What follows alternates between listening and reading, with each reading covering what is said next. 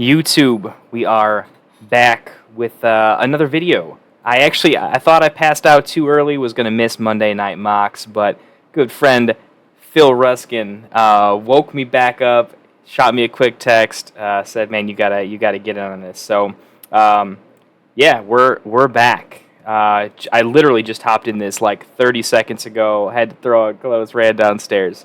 Yeah, let's go. Drafting with the Get Right Fantasy Network crew. We are doing a Dynasty Startup Mock draft today. Superflex, start 10. Not a full draft because I think we're only going 14 rounds, so not going super deep on the bench. But you get the idea. You know, most of the starting lineup and first couple bench spots. So, yeah, we're going to be drafting from the 106, which if you've watched any of the previous videos, which I apologize, they're probably not the best videos that I'll ever make, but we're getting better with the streaming content stuff. Maybe not a lot better, but at least a little bit better. We're still drafting real sharp, so should be a nice video to follow along to. So from the 106, for me, I am so all in on. Where is he? Well, he's getting pushed down too far. I am such an Anthony Richardson homer. I think he's a clear top 6 guy, but we'll see how that goes. Auto pick already. Oh no. Oh no. So usually the first thing that's going to come up is how early is CJ going to go? How early is the first wide receiver going to go? And so also I am. All right. So, I mean, I know it's a little bit of a steam take, but I truly believe that the Indianapolis Colts offense is going to be insane. I don't see a huge difference between Richardson, Lamar, Jalen Hurts, although those guys go a little bit ahead of them. And actually, I think the elite upside for Richardson is pretty in line with those guys. So, a little bit of a spicy take. I'm kind of all in on him, but... So that's where we're at.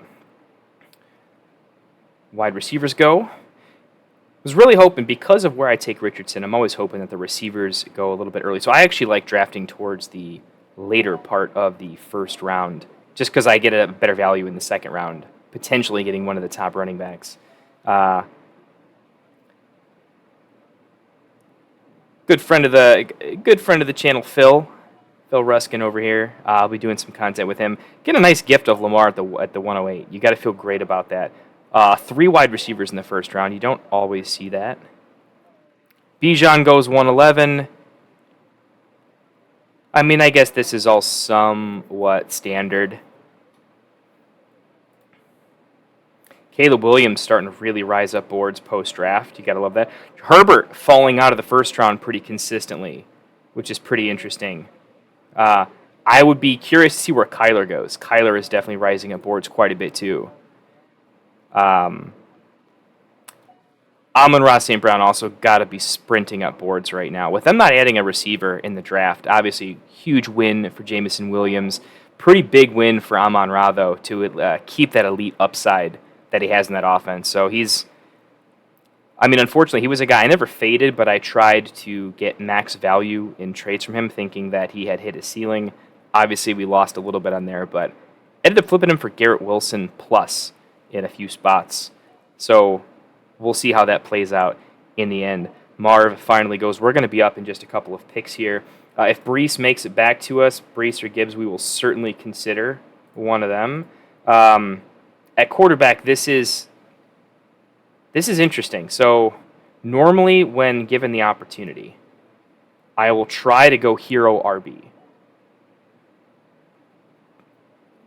And this is mostly because it's not that I think that it's the best value on the board, right? I actually do think that probably Jordan Love, Kyler Murray is probably the best overall pick. I mean, I like Garrett Wilson, I like Puka, but I think they're not nearly as safe as the quarterbacks that I still think are pretty elite. Kyler in a much better offense. Jordan Love going to be fantastic. So Kyler goes. He was a pick in consideration. The reason that I like going with a Gibbs here,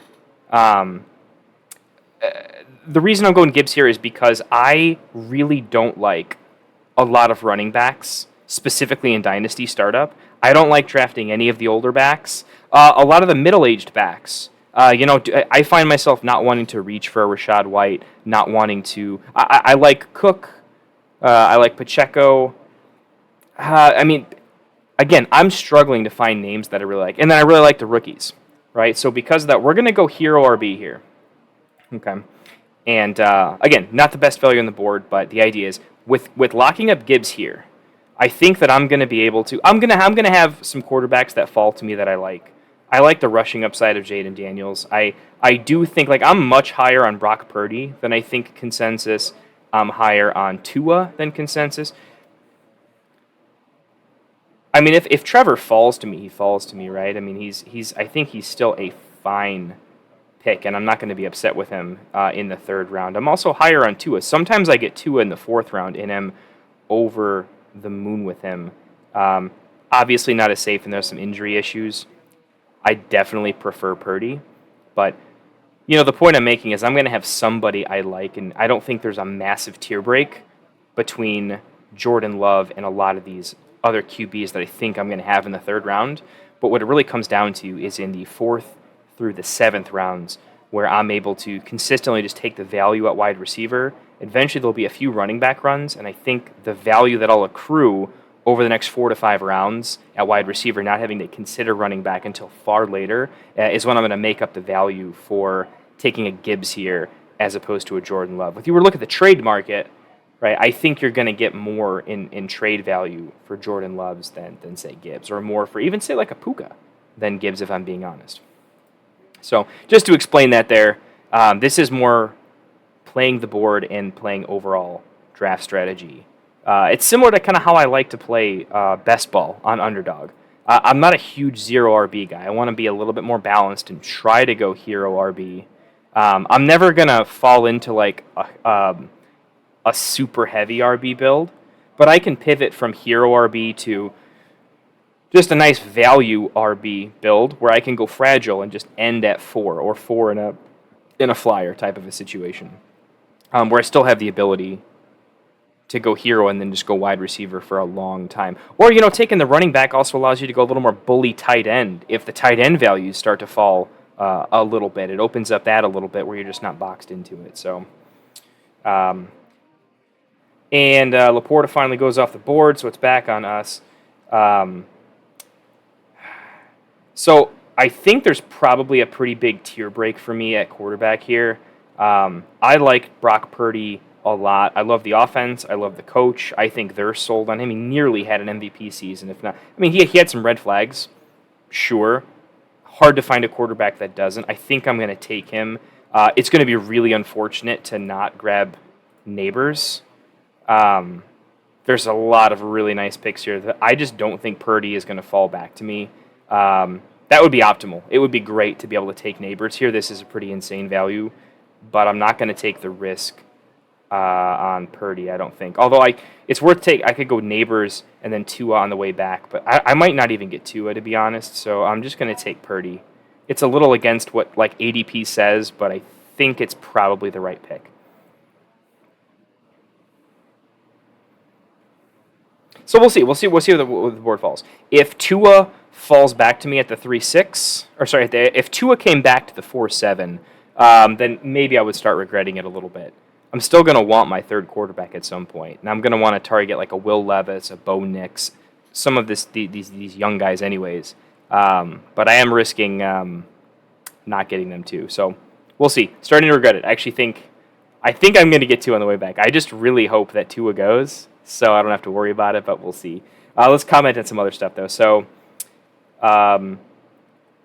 Wilson goes before Puka. Sometimes they're interchangeable. I think this is the right order of Wilson, then Puka. Tyreek goes specifically for a Dynasty startup. I am not a fan of taking Tyreek Hill here unless you really think you can get some trade value. I would much rather have Olave or Neighbors. Who's to say Neighbors can't finish as a top 12 wide receiver this year and then just be significantly better for Dynasty? So Tyreek's much farther down on my board. I think Olave and Neighbors are just better picks, not knowing how your team is going to turn out year one. Depreciating asset. And also, I'm not falling on A.J. Brown. I think he is a depreciating asset. I mean, he's not going to get any younger. I think he's pretty much at his ceiling, so I like him. Also, the Hurts guy definitely wanted him. So,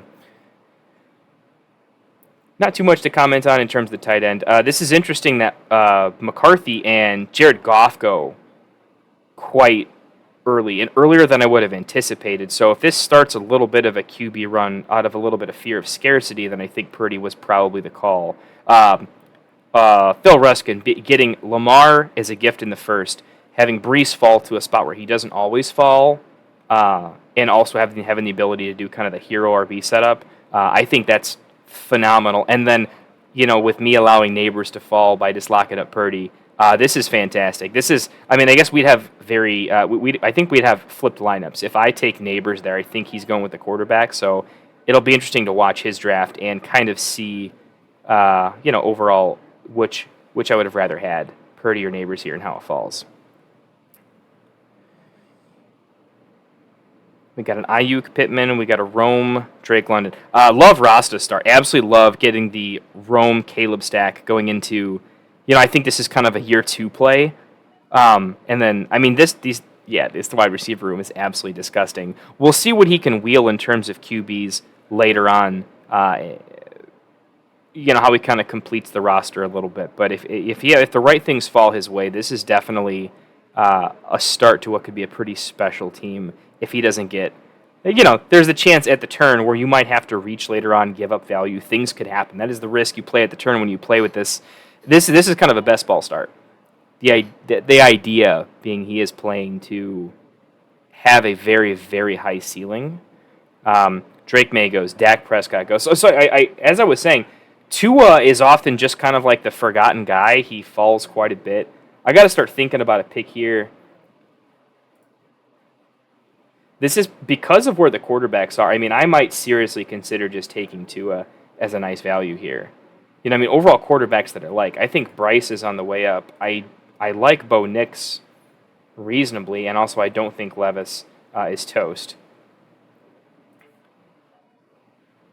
Not considering running back here. Kyron falling to the 4th is interesting. Not really in consideration. Devonta Smith is in consideration here. I do like him quite a bit.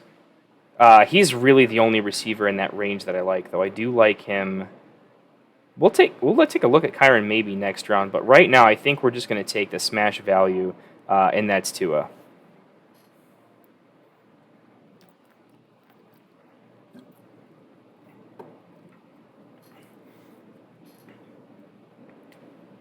So just to remind everyone, right? This is a Dynasty startup that we're doing here, right? So I think the best strategy in a Dynasty startup is to accrue the most valuable assets that also are either going to appreciate or hold their value for a longer period of time, right? And so, in terms of building a roster to compete in year 1, this is not optimal, right? But in terms of value, you tell me who is more valuable in the trade market, Devonta Smith or Tua, or Saquon Barkley or Tua. Halfway through the season, if Tua doesn't have any concussion issues, and the offense is, I won't even say great, let's just call it good. Let's just say the pieces are working. Maybe the running game's a little more balanced. But he's just good. And he is an age 25 quarterback on a good offense, and he's performing. Yeah, that's pretty fantastic. That's going to be a smash value there. McBride was also in consideration. I'm going to throw out there McBride was absolutely in consideration. It's going to be hard for us to find value at tight end and wide receiver, having gone Tua here.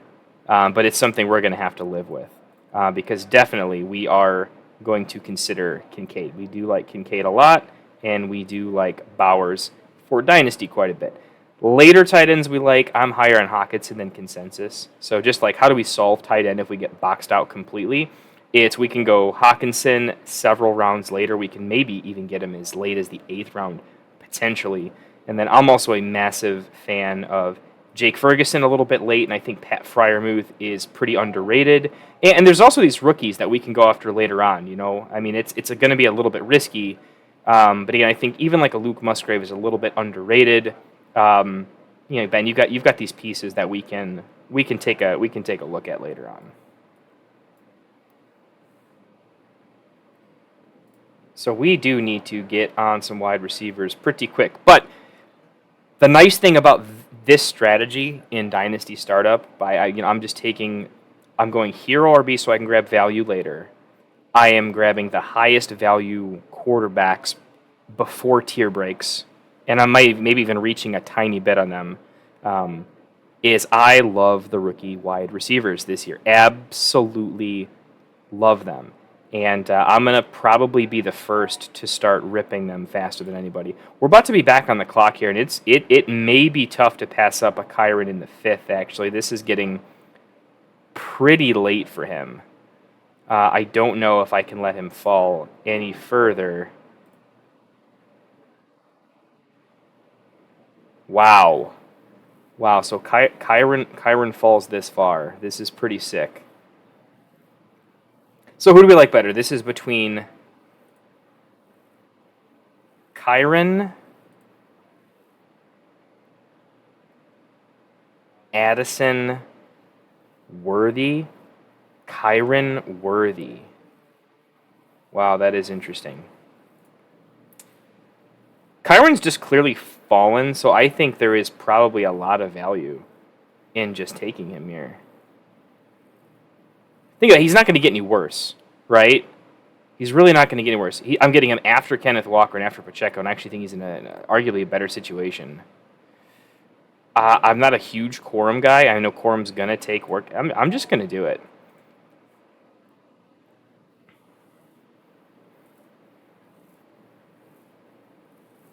I mean, yeah, he wasn't super efficient. He's going to lose work. I didn't plan on doing this. He just fell to me in the mid-5th, and he used to be a mid-3rd pick. And we always knew they were going to draft a running back. There are basically no... There just aren't any bell cows anymore. Not realistic. I mean, you've got... Gibbs is not even bell cow, right? Gibbs is a 60% snap share guy. You've got Brees, CMC, Bijan, Etienne, Barkley, JT, right? But Barkley's also getting a little bit older. Devin's nice there, too. He might have been nice to pair up with Tua, but...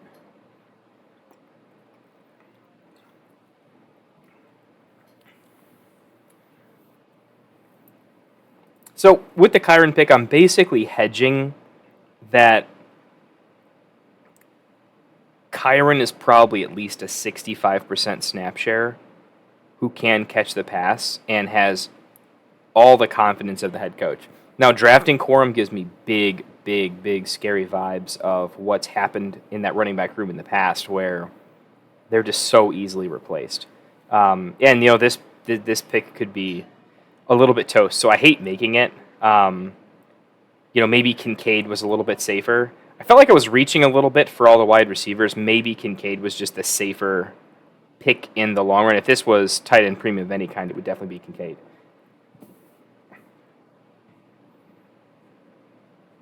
Yeah, I'm going to have to think about that one later. I've never been in the spot to take Kyron in the 5th. I mean, he was definitely not making it back to me for sure. I'm just curious. I'm curious. I haven't done this. This is why we mock, right? So I stopped the Kyron slide at 5. Let's see where this goes. So yeah, we're pretty much just. I mean, we're basically done at running back here. I think we're super done. I mean, I do like the rookies for sure. So at the right price point, I think the rookies are finally going to go. The crazy thing is James Cook might just be a better pick than Kyron, which is why I think Kyron might be a mistake, and maybe I could have faded one more round.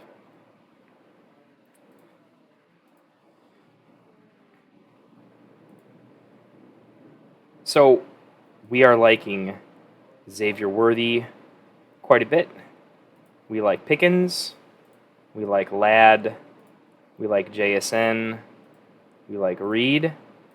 We just got to start taking our guys at this point. We're just not going to get them past this point. So just going to have to start ripping them. Maybe that was the problem with Kyron here is if I take Kincaid, I'm set and I can go with like a 2 tight end build. and I know this goes against what I'm saying earlier, where it's about take value, but tight end's a position where you can buy you can buy a tight end too pretty cheaply, but it's very difficult to get fair value for a top tight end. They're always kind of scarcity priced.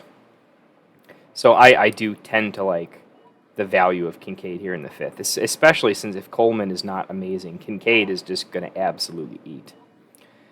Pickens goes. That's a little upsetting. Now, the nice thing is getting Kyren and then seeing Devin Achane, Cook, Jacobs, Rashad White go, that's pretty fantastic because I do like Kyren's situation over all of them except Cook. But, it's arguably close. Oh, Worthy goes. Definitely a little bit rough there.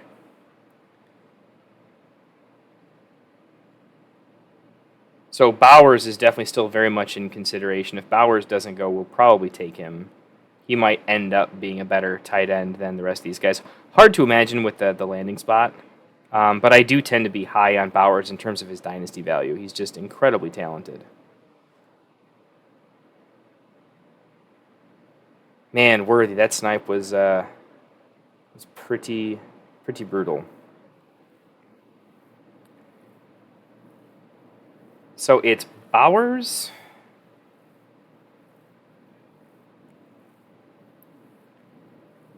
Ladd, or JSN, realistically. Devontae goes. Take Bowers. Make my life easier.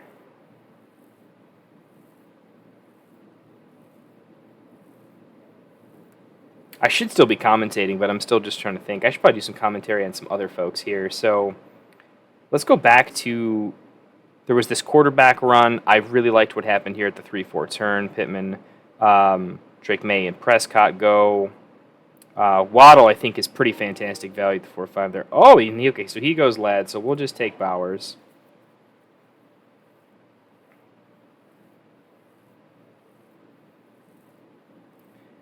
And then we're just going to take a lot of wide receivers. We like Brian Thomas. We like JSN. We like Reed. We like Coleman. We like Ricky Pearsall's dynasty value. We at this point, we would have to take a shot at Xavier Legette. We like Adonai Mitchell to pair with our quarterback. I think Christian Watson is a little underrated. Jameson Williams is a little bit underrated. Jalen Polk. Roman Wilson is actually probably going to be a fine wide receiver. We take a shot on Troy Franklin. I don't love him, but I mean, we're going to get boxed out of wide receivers, so we're going to have to take some upside shots and a lot of them. So we're going to go max upside, and we are just going to go pretty heavy on the rookie wide receivers.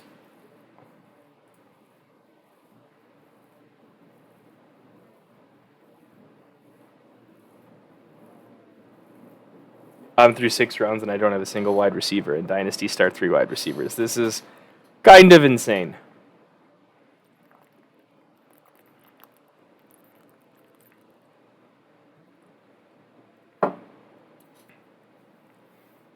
But I mean, realistically, we took Tua with the possibility that we'd be trading him. So if I could change this, how would we change it, right? We'd be flipping Kyren for Pickens or Worthy, and then Bowers for wide receiver. So we would just have 2 wide receivers that we like here. We would have a different tight end than we like later on, and we would have a different running back that's not Kyren. But, we're doing this specifically to kind of figure out, is this viable, right? Because we think there's a million rookies that we like. Is it viable to do what we just did? I think the answer is probably no, but we are going to find out. It's probably going to be one of those good lessons. This is why I actually wanted to do this, is because when a real startup comes, Kyren was one of those, how can I let this keep falling? And it is, you can. Because someone else will take him, and it will, like, if I don't take Kyren, someone else will, and it's going to push like Ladd or Worthy or something like that to me. So, totally fine. And I may have to just let Kyren slip. I'm going to have to really, the lesson learned so far is, in my own rankings, I'm going to have to really figure out what tier of player I have Kyren around. And if I end up with Kyren in the same tier as like Devin Achane, James Cook, then this isn't crazy. Even if he's at the top of that tier, it's really not crazy for me to just let him fall. when in terms of overall dynasty value, I might just have Xavier Worthy, Pickens, McConkey, a tier higher in terms of player.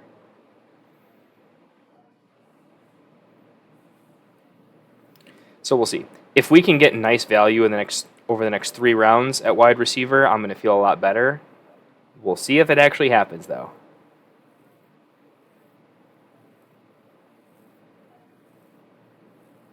And it is nice. Bryce go. So you want to see picks that you were not making. When I go heavy quarterback, I want to see these quarterbacks pushed up, right? If everyone else waits, I lose, right? And so seeing 1, 2, 3 quarterbacks go after my Bowers pick is fantastic. Within 2 rounds, 3 extra quarterbacks go is fantastic.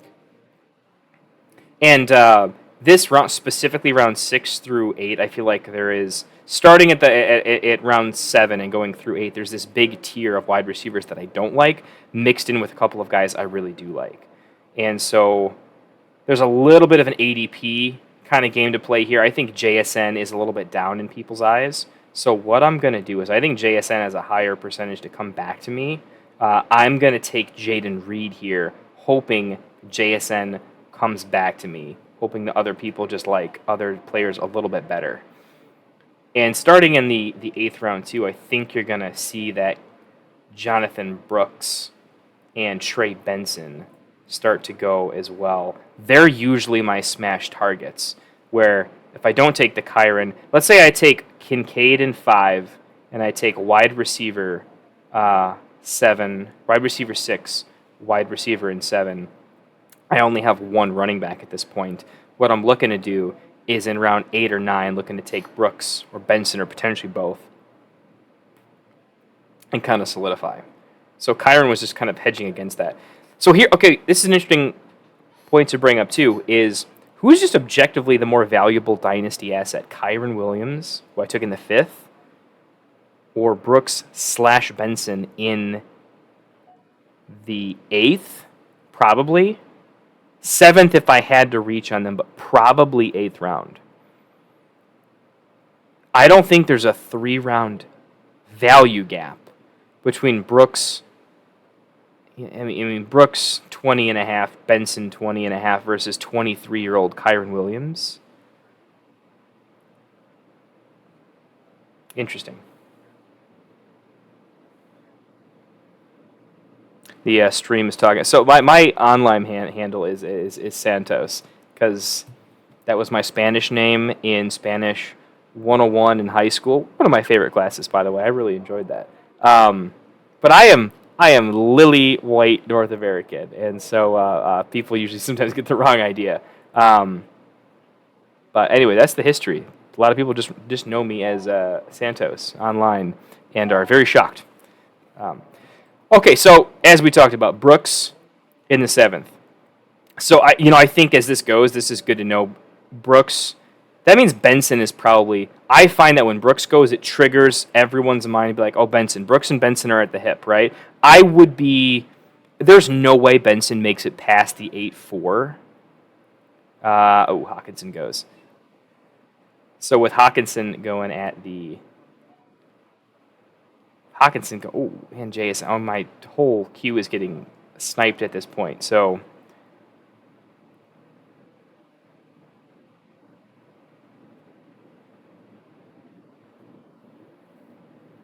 Let's see here. Sorry, I'm not making as much commentary on the rest of the draft. Probably should. I'm trying to do the best I can on my draft, and it's hard to do. So we talked about Kyron could be a mistake. Bowers, I just think is kind of an end of a tier for me. He's such a weapon. This avoids us having to take just kind of a fill-in pick just to fill out a roster and have to cost us a second or a couple thirds in the trade market. Love to see the quarterbacks go. I do not like making the Derrick Henry, DeAndre Swift pick. I just feel like they're depreciating assets, so not really in love with them. I'd much rather take the wide receivers and like Reed, JSN there. But we love to see it. It's really great for us. Mike Evans, again, I just don't think he's got more than a 2-year runway, so we like to see it, which helps us get Reed. Javonte, I think he's probably starting to become a value a little bit. There's no way I would take him over Brooks Benson for sure. I just don't see a big reason to, other than potentially a little bit of safety. You've seen it on the field, but I mean, post injury, he should get a little bit better, but and he's got a high projectable amount of touches in that offense, regardless of how good or bad it is. So there's a lot of safety in it, but I mean, I think you have safety in terms of the runway and the volume that you're going to get from Brooks and Benson, while also having a few years younger. So I'd like those picks a little bit there above Javonte, but I do think Javonte is a nice. If you're going zero RB or hero RB, I think Javonte is a really nice target later on in the draft. I think it's a nice pick, and Hawkinson I think is a nice value later on as well. I mean, this is Dynasty, right? So he's coming back from injury, but he is still young. He's not 27 quite yet, and he's in a good situation on a good offense. And I just think he's incredibly talented. So maybe he starts slow. If he has a bad first half of the season, starts picking it up again, just pretend you're drafting him for next year, and he's a 27-year-old top 6-7 tight end in a great offense that should be pretty good for a long time. I like it. And so love seeing.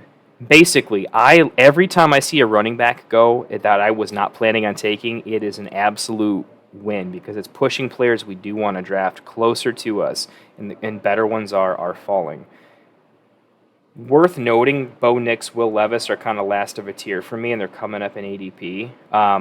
I don't think I'm going to take one here, but I would seriously consider it. If they're still there in the ninth, I would probably just have to because of the value on the trade market and what you're going to get from where they go in rookie drafts based on who's around them is pretty insane.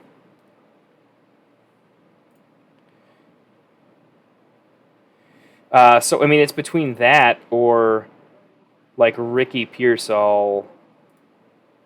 Yeah, so this is Pearsall. Like it's kind of that range of guys, or I just rip a Bo Nix, Will Levis. I'm gonna hold at QB probably one more round. Just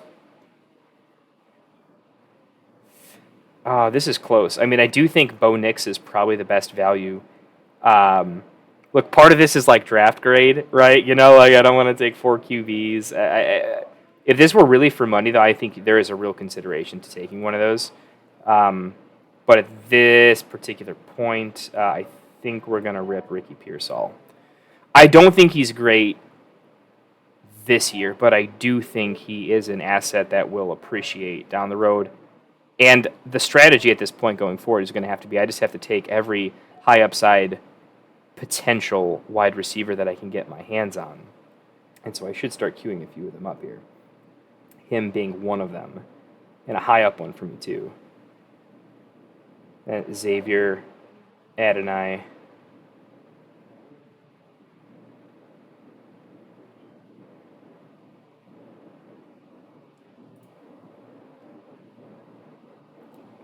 So sorry, just taking a quick peek. Just kind of, I do want to look at overall ADP because other people are going to be looking at it as well. It's not that I'm really considering ADP in terms of who I should take, but I do kind of want to queue up the right kind of range.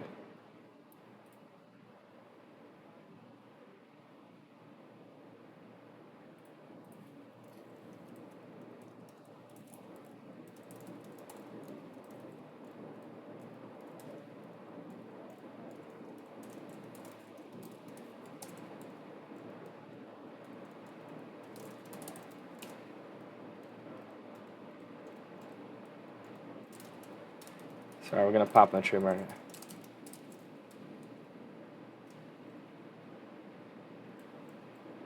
Just letting them know this is clearly a draft to trade build.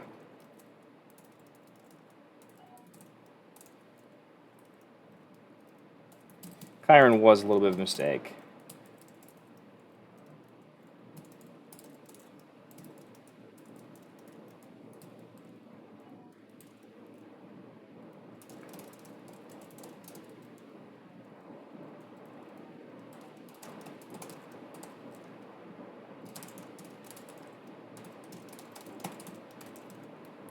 Basically explaining, I think Kyron's basically in the same tier as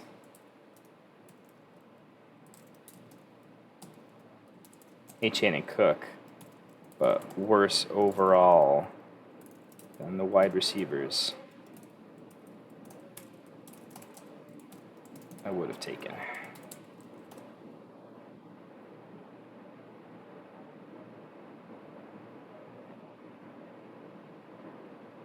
So there's a live stream going on, so I'm trying to interact a little bit there, and so basically they were talking in chat about they know I'm a pretty sharp drafter, and they're like, what is going on with this? You don't have any wide receivers in a full PPR start 3 wide receiver build. So just want to let them know, one, the Kyron pick was experimental. I'm going to throw that out there, and I do think it was a mistake. I do think it was a mistake based on how I could have redone the draft. But I will say it was a small mistake. Not a big mistake.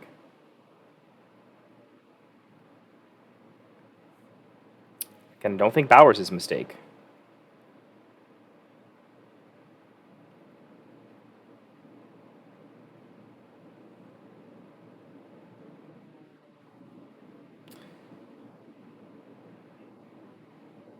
I mean, the tough part is I have 3 quarterbacks, and the best value on the board is Bo Nix, Levis, and Penix. Like, I don't know what I'm supposed to do here, guys. People are taking Alvin Kamara, Keenan Allen before, guys quarterbacks that went top 10, top 15 in the NFL draft. I don't know, man. Like, who would I trade? Like, I'm trying to look at. I mean, Ruskin's definitely looking to pick up one for sure.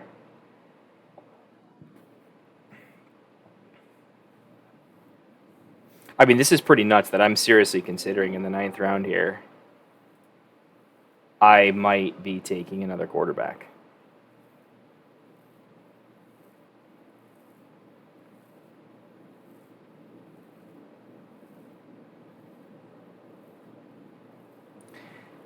Yeah, I mean, this is just silly value for him at this point, but I can always get him a little bit later. Just looking at overall value, I mean, who am I going to get for him? I'm going to get great value. This is just between, do I take Bo Nix, Penix, or Levis? I mean, I don't know what to say here. I'm taking him.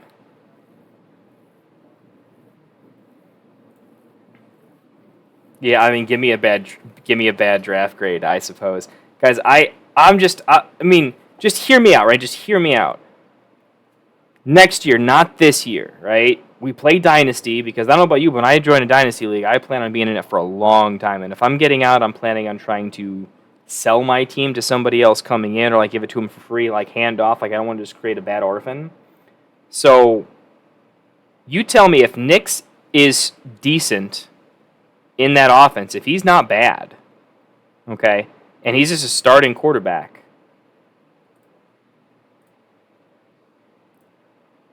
I mean, I guess you could make the argument for Penix here, but I think his value just kind of goes down as he just kind of gets forgotten a little bit. Yeah, so like, let me look at that. Of course he's going to go.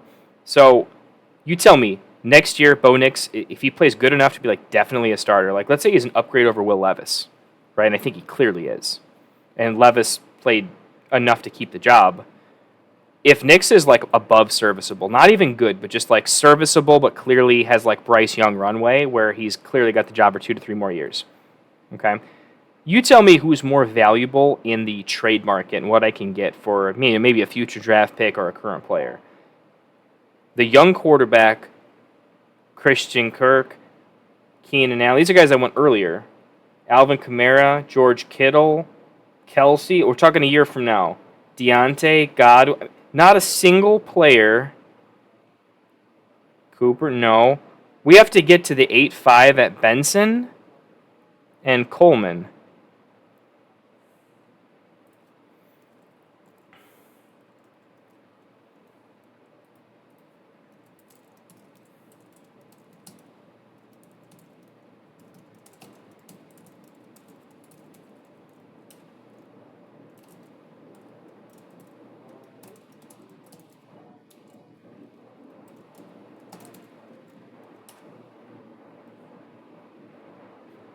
I mean, see, look, this is playing the board. Okay, we forced the Penix and Levis pick, absolutely forced it because of the Knicks pick. by year 2, this Knicks pick is going to be fantastic. I mean, smash. By the time Aaron Rodgers starts looking at retirement, who knows what's going to happen with Deshaun Watson. He's probably going to have a bounce back, right? But, I mean, unless Knicks is the bust of this class and it's like, oop, that didn't work out too well. If he's not the bust of this class, within a 3-year window, this pick will look stellar in Dynasty. Every year that Knicks starts and is decent, it is going to be fantastic. Like, what would I be looking to get for Knicks? I mean, why can't what? Who's to say I couldn't get a 2025 first?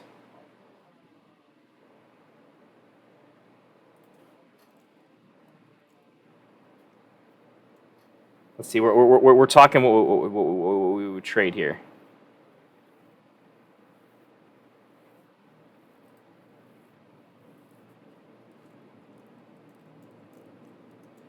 Let's see. I'll do.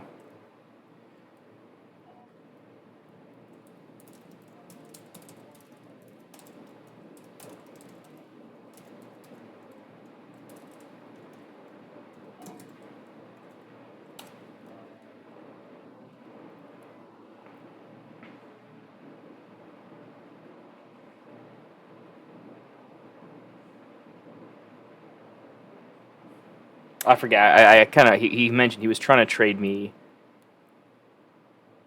He was trading some sort of picks. He was looking for Tua.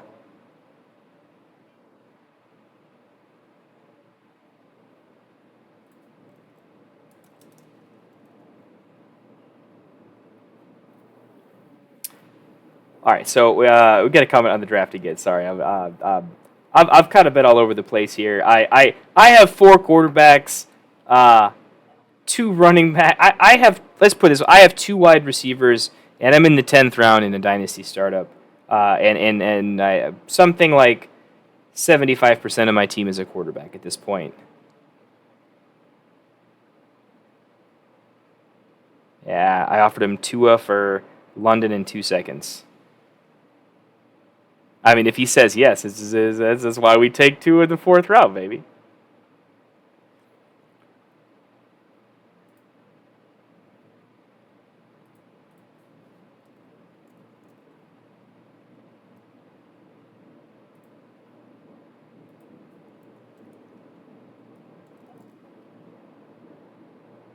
All right, I got to think about a pick there.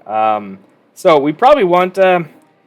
Hey, and Ferguson goes. Okay, so we're gonna have to look way later. Hey, let's look at some wide receivers, since we only have freaking 2 wide receivers right now. Pretty insane. We're gonna have to play the ADP game pretty heavy too, because we gotta wheel a lot of people. So we'll just take top of our board, AD Mitchell. I think he's got a lot of upside in that offense. I like Josh Downs, but again, we're playing for upside. I don't know who's going to be better between Josh Downs and AD Mitchell, but it's the stack with Richardson, and if it goes a certain way, I think it could be pretty fantastic. Really hope we get ourselves some Jamison Williams and Jalen Polk. If I can just lock up Williams, Polk, and then one of Roman or Troy, I think I have enough upside I can dig myself out of this.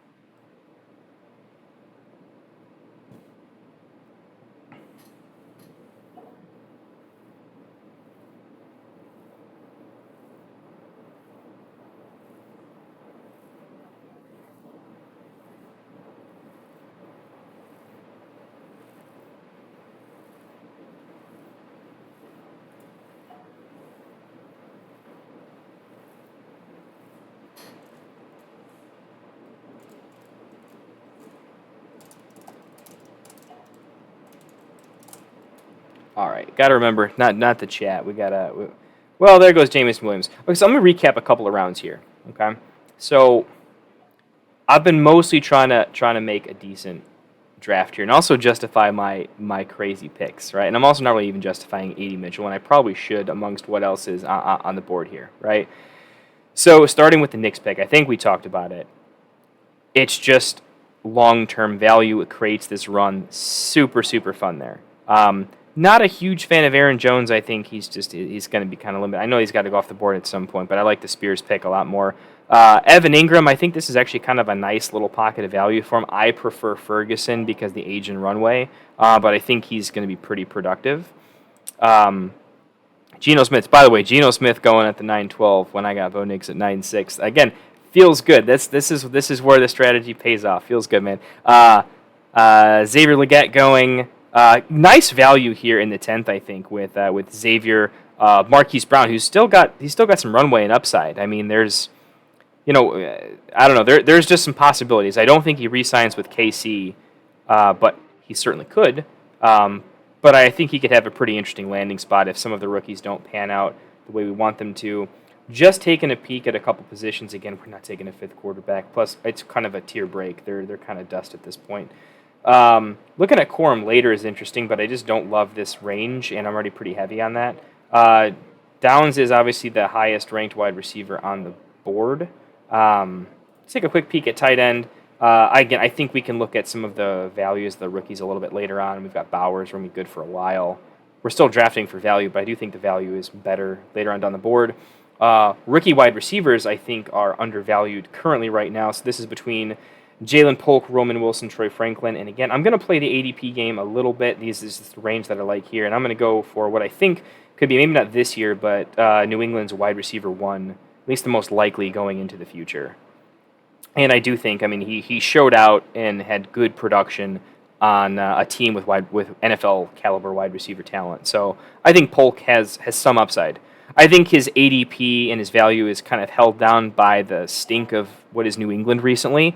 But that also tells me it's a lot of the reason why I'm higher on Levis and a little higher in redraft on like Pollard and Spears, even in Dynasty Pollard and Spears. It's not because I love them. It's just because I do feel like the team not being good and just a culmination of bad things that people are trying to say, oh, it has to be bad. I don't think it's going to be good, but I don't think it has to be as bad as it will be. Right? And I think Polk is kind of, at least in Dynasty Startups, kind of suffering from that. Like being able to take Jalen Polk over Steelers RB1 in the 11th, I put that. Phil is talking about getting the Steelers RB1 in the 11th round. Pretty happy with that. And yeah, I think fantastic. Ending up with starting with Breece Hall and then basically rocking the hero RB, taking Benson. And we said when Brooks goes, Benson goes. So we said we have 0% chance coming back here with them where we might have to reach for one. It kind of came true, right? And I think it's a great spot to take Benson. And then just waited a little bit longer and grabbing one more piece of value and Warren there, I think is pretty fantastic. Really, really a nice build. And since I do kind of I'm just looking at this roster here, still ends with, he has 2 quarterbacks, not 3, but I do think Levis is going to be just fine. And if he takes the job and is just very safe, he has a good season, and he's not going anywhere, he's going to go a lot higher in future drafts. RBs, it just hero RB and then good value in my opinion. But he still ends up with Neighbors, Waddle, Dell. I don't love the Adams pick personally. If you flip Adams with McConkey here and you go Neighbors, Waddle, Dell, McConkey, that would be disgusting. And I think it probably would be the best overall lineup if you flip that pick. And then pretty good value getting Andrews after Hawkinson. I think Andrews is going to be good for quite some time. I think people are getting a little over-exaggerated on the injury plus age situation. It matters, but it doesn't matter to that extent. I think it's quite fine there.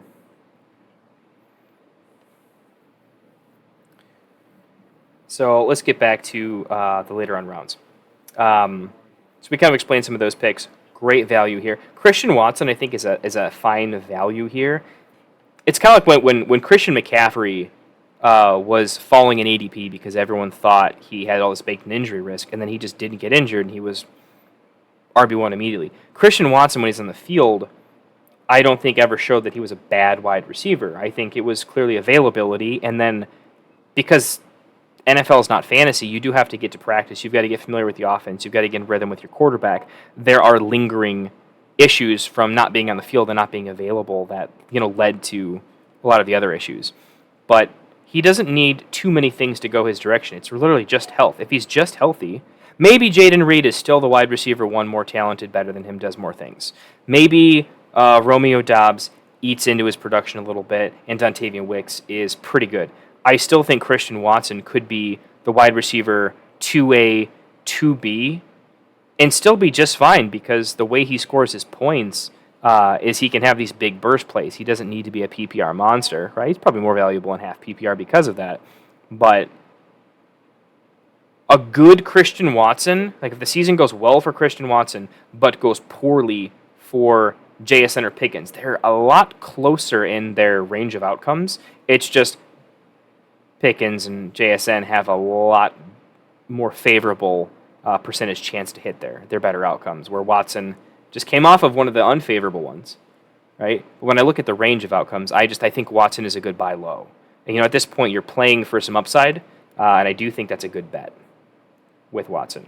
I'm not saying go draft a bunch of Watson. I'm saying when he falls to a nice value range, I like him. And so he's a guy I would have considered. It was the ADP game between Adonai Mitchell and Jameson Williams. Right? I went AD Mitchell. It's a stack with my quarterback Anthony Richardson, an offense that I think could legitimately be top 5 in the NFL and is going to be really, really good. Okay, so we had some people fall to us, right? With Dotson and Dubes, we do like those picks. Some of the running backs that I do think are valuable. They're just not super high on the board compared to the wide receivers. Josh Downs goes. Couldn't take him because the AD Mitchell pick. Better for a best ball stack than here in this case. Jerry Jeudy, not really on my board, but he's actually an interesting play. Could be a value there. And then some running backs again. I'm so set on RB, I wasn't going to take him anyways. So, guys fall to me that I was hoping would fall to me. Love that Corley's kind of buried in ADP because I do like him quite a bit. So now it's really between Roman Wilson, Troy Franklin. I think I'm going to have to go Troy Franklin just because I get the stack with Knicks, and I don't love either wide receiver, but I'm just going to go that, hey, we had him a lot higher in the process, and then the NFL let him fall and fall and fall, and they're probably smarter than we are, and it's probably not going to work, but they just don't have a lot of weapons in that offense. And again, don't love Roman Wilson, though. I do think he's a little bit capped. I think he could be a really nice contributor in PPR. I was talking to Phil, actually, earlier. A friend of mine is actually in the draft here, as I've mentioned. And he likes him as kind of like a Tyler Lockett light type of play, where he can be, not so much gadgety, because I think his high-end talent, Lockett's probably a little bit better in what he showed. Maybe I'm not talking about draft profiles, but in NFL usage. All right.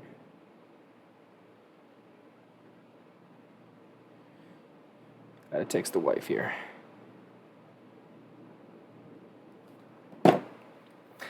So that's my justification for Troy Franklin over Roman Wilson. Really close. You want to flip a coin there.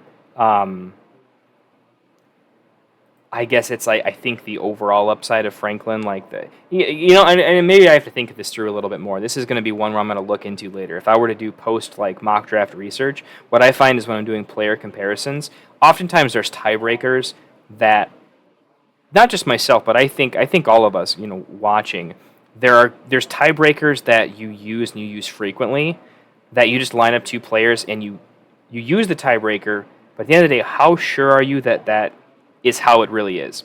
And what I'm saying is Troy Franklin's ceiling higher than Roman Wilson? I think Roman Wilson's floor is better, but I'm going for ceiling plays with how my draft is gone. What I need to figure out post and really get this down, and probably this whole tier of players, one thing I recommend when you're doing these mock drafts is, one, draft to experiment. If you find a situation uncomfortable, lean into it, draft it, so that you can figure out, you can confirm your suspicions on why you were uncomfortable. You can find the bad and worst case scenarios. You can figure out how to dig yourself out of them if there is a way. And if you don't find a good way consistently to get out of them, you just know it's not worth the risk to put yourself in them. But one of them is when you're between like a 2-player tiebreaker, when you're going to go back and do some homework between those 2 players. Look at the tier. If you're doing a tier-based system, there's a lot of like Fantasy Pros, the fantasy footballers. They do tier-based rankings for the most part. Not so much in Dynasty Startups, but give yourself a tier of player that you think they're around, not just between the 2, but get 3 or 4, whatever that tier is for you. Maybe it is just a 2-player tier, and put that tiebreaker that you used in this real pick situation across them, and actually do the homework and figure out, if I'm really going to use this as a tiebreaker, what is the truth? Is Troy Franklin's top-end ceiling truly better than Roman Wilson's true top-end ceiling? And maybe I have to compare that up against Malachi Corley, because I kind of have him in a similar tier. Interestingly, I think Malachi Corley's ceiling is probably higher than both of them. I just think his floor is probably even lower than both. That being said, my misnomer was Troy Franklin's floor is probably worse and Roman Wilson's is probably higher. I should double check that and make sure that makes some sense as well. I do only have 2 running backs, so I may have to consider a third at some point here, but there's so many guys that I like. There's still Jalen Wright, Marshawn Lloyd, both of which I like. I just have no need to take them. I should queue them. What's their average ADP? Jalen Rice, so 173, 179. What are we looking at wide receiver? Oh, and Roman Wilson is still on the board too? Absolutely not. We're just going to go Roman Wilson.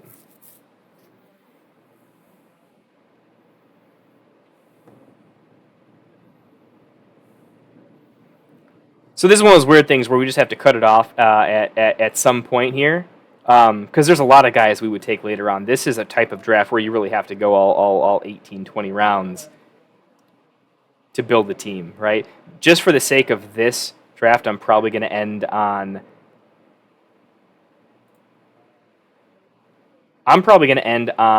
Pat Freiermuth if he comes back to me, just because I think that's a nice value. If he doesn't, I'll probably take Luke Musgrave. Jermaine Burton is a really nice pick there. I think that's pretty fantastic. So I'm going to take either Pat or Luke. I'm not saying that's what I would actually do or not do, but for the sake of we're going to be looking at overall sort of builds through 14 rounds, I will need a second tight end. They are values on my personal board compared to where being taken here, so it could make some sense anyways. And in real life, I would be looking at RB at some point here, and probably coming up in a round or 2 anyways. So let's on there, and so Corley goes right. Oh man, that's a little bit brutal because I actually think I like long-term upside of Corley over Roman Wilson potentially. But hey, the Wilson to Wilson connection, right? Could be a thing. My brother went to WKU, so let's get it. I'm all about Malachi Corley. Want to see him do well. Shaheed, love that pick. Love him more in best ball, but maybe there's some more runway there. Could be interesting.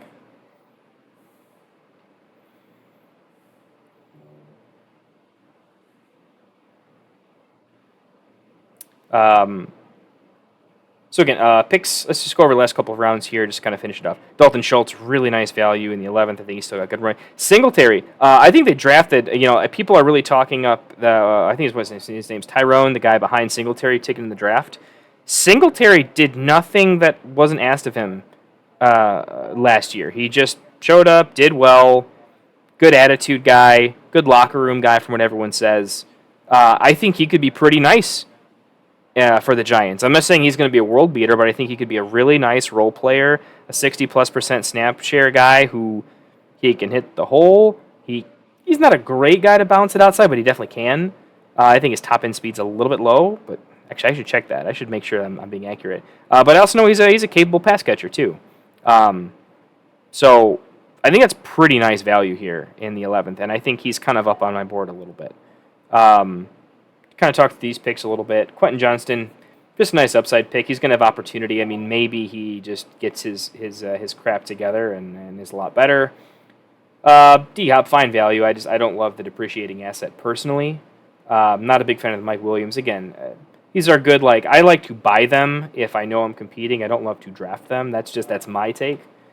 And Jacoby fine. Raheem Mostert. Gus Edwards, I kind of like that. But again, with the way we built running backs, we just don't have to take them here, which is quite nice. Khalil Shakir's going to have decent opportunity, and I think he played well when he was on the field. I was looking up some stats the other day. I wasn't looking it up for him. I just came across it. He had an obscenely high catch percentage. The guy didn't drop anything that went his way, which was kind of cool. Just, credit. He had some nice hands. Really, I mean, I think just smash picks here in Burton and Corley. That is absolutely fantastic. Cole Kmet, just good value. He's going to have a key role on what could be a great offense, and he's not going to lose snaps to their crazy wide receiver room, right?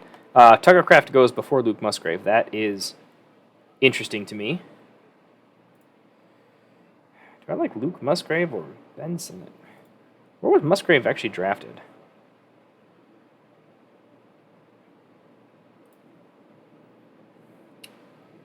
I mean, Ben Sinnott's kind of the sexy pick, right? But I think Musgrave's probably the better pick.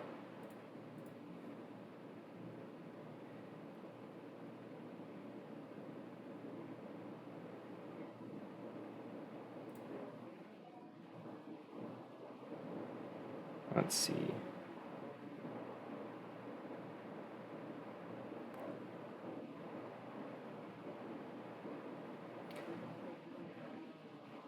Musgrave, Jalen Wright.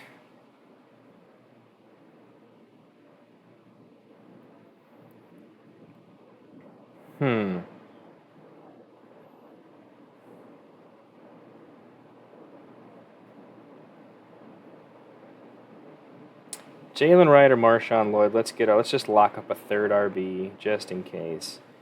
Jalen Wright for our Miami stack, maybe.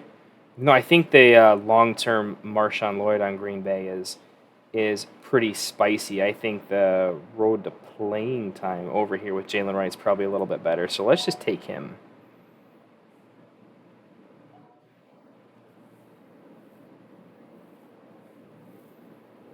And again, the problem here is we're going 14 rounds, so my thought process might be a little bit different. I wanted to take the tight end or the running back so that my through 14 rounds looked a little more complete. That's really all I'm looking at here. What would my actual pick be if we're going long form here? I think Marvin Mims is in contention. Between Mims and Franklin, I mean, I think I'm playing for big upside here, so actually getting like the stack, I just need one of them to hit, and I don't care if the others dust as long as one of them hits. So I think Mims would be in serious consideration, might be the pick. I had some other wide receivers that I was liking there, but Mims would have been in contention.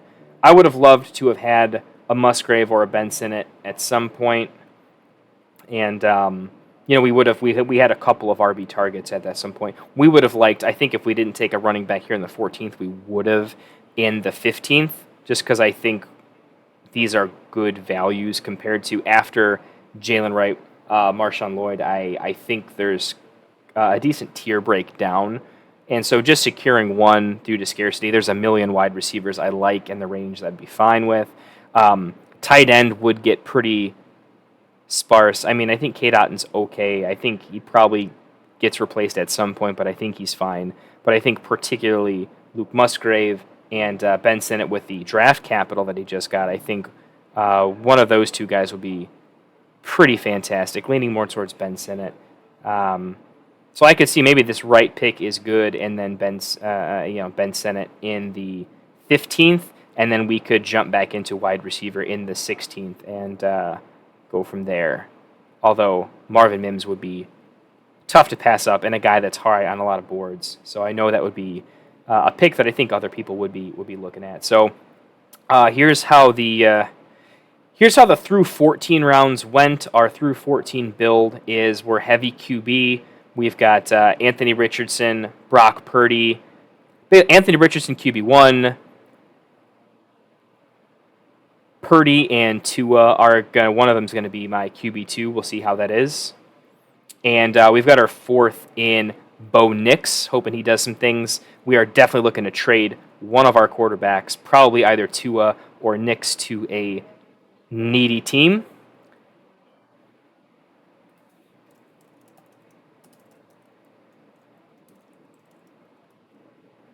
They're just talking about like I think I think the live stream for the Get Right Fantasy Network guys is starting to come around. I think the longer they look at our draft, the more they're going to realize that this is a pretty nasty strategy. That in a 3-year dynasty window, they're not going to like what this roster is going to do to them in year 2 and year 3. And depending on the trade market, year 1, we could get spicy real fast. But again, our rookies probably don't go nuts early enough for the production, so this is a roster that I'm absolutely looking to play in year 2 when I can take advantage of the rookie production that should become something, and actually know who to start at some point too, right? Some are going to emerge game to game.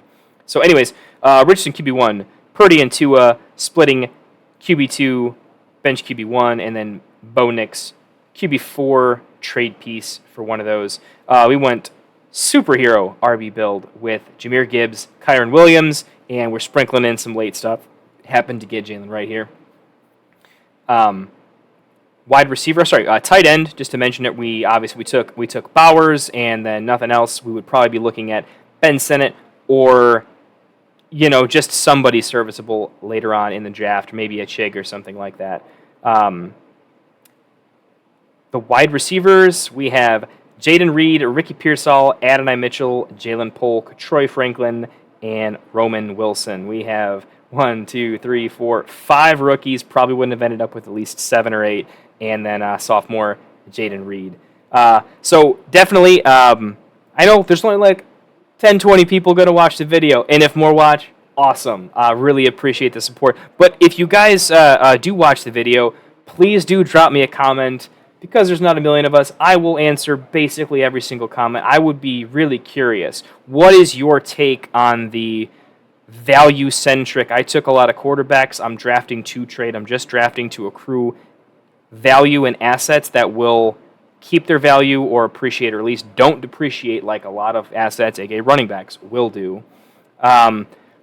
We went interesting with Kyron in the 5th. We stopped the slide on Kyron just to see how it would go. We knew we were going to have to go with a million rookies later on. What do we think? Could we have gotten Kyron in the 6th? Does it not matter? Should we have just stuck with the strategy of hero RB with Gibbs that we did very intentionally and set it with Gibbs? Should we have just kept to it and looked to grab, maybe we grab 3 running backs between the 11th and the 14th that we like, something along those lines. Was this a mistake? Yes or no, and why? I would love to hear that. Do you think Bowers as a dynasty asset here makes sense, or just punting the position entirely in dynasty in a non-tight end premium format? Is that better? And what do we think about the viability of in a dynasty startup in this particular pocket, just banking on the fact that this rookie class is obscene and grabbing 7 or 8 of the rookies could be a pretty insane long-term value? Maybe you don't end up with many wide receiver 1s, but being able to start 3 wide receiver 2s in your wide receiver spot and then smashing every other position, is that a possibility? Or are you able to package to then trade to get a wide receiver 1 and then you're really smooth throughout your curve? Let me know what you think. This has been fun. It's 1:30 in the morning. I have to go to bed. I was asleep at 11:30 and then woke up just to record this. So I'm going back to bed. Thanks again. This was a lot of fun. Huge shout out to the Get Right Fantasy Network guys for inviting me and getting me in at the last second because someone dropped out, so I wasn't even planning on drafting tonight. Love what they're doing.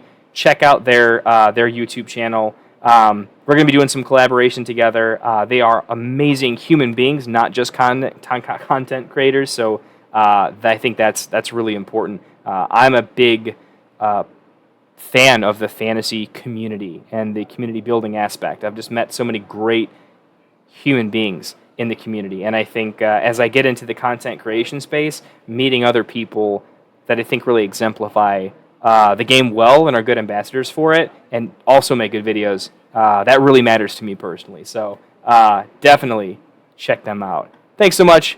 I'll catch you guys next time.